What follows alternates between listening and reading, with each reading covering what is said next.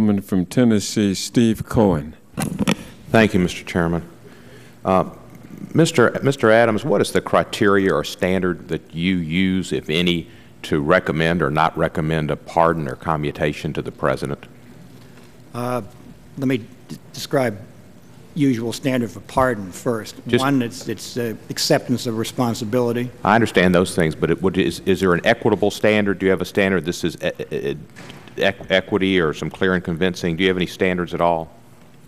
The standard is that we need to be convinced that this person is deserving of a pardon.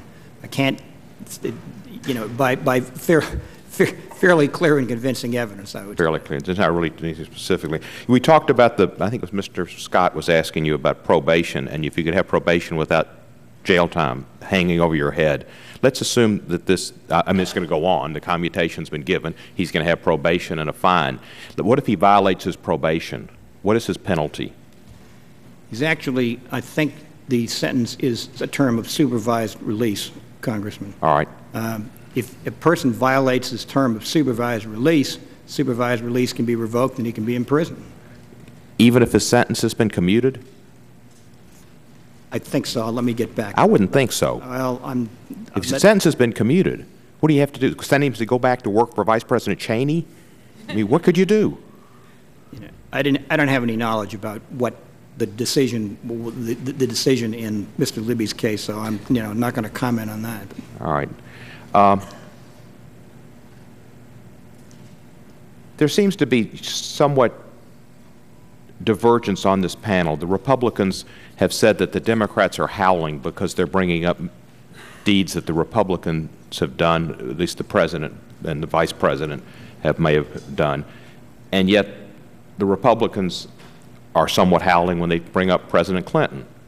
And two wrongs don't make a right, and there have been abuses, I think, of this system over the years. It's been said by Mr. Keller that this is in the Constitution, and there's nothing we can do about it. Well, of course, that's incorrect, because we can't propose the Constitution be amended. And we just had our 4th of July holiday, whereby we celebrated the fact that we didn't have a king. We had a democracy. We had checks and balances. This power is a vestige of the king. And I know Mr. Rivkin said it's for equity and that the Founding Fathers got together and discussed it. Well, the Founding Fathers were great guys, but they were all, kind of close to whoever the president was going to be. I mean, it was inside baseball in a way. In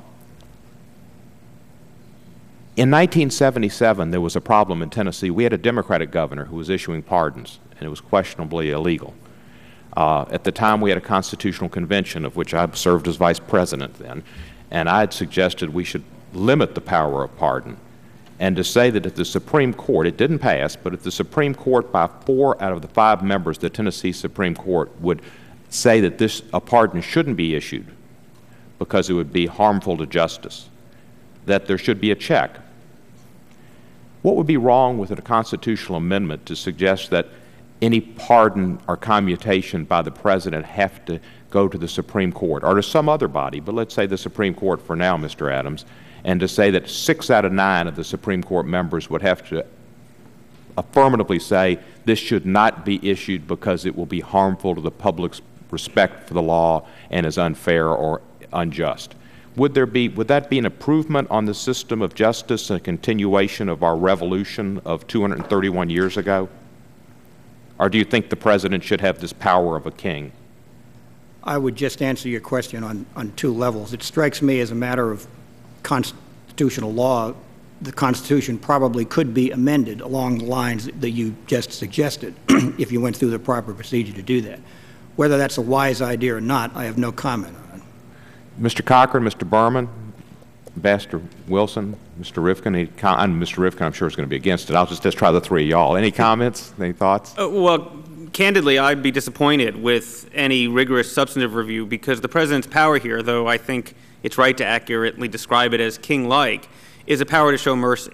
And I fear, and much of my scholarship is about the failure of— But when it doesn't show mercy, when it is to cover up a crime, take care of one of your cronies, or to take care of a political contributor or somebody that's paid somebody in your family, that's not mercy.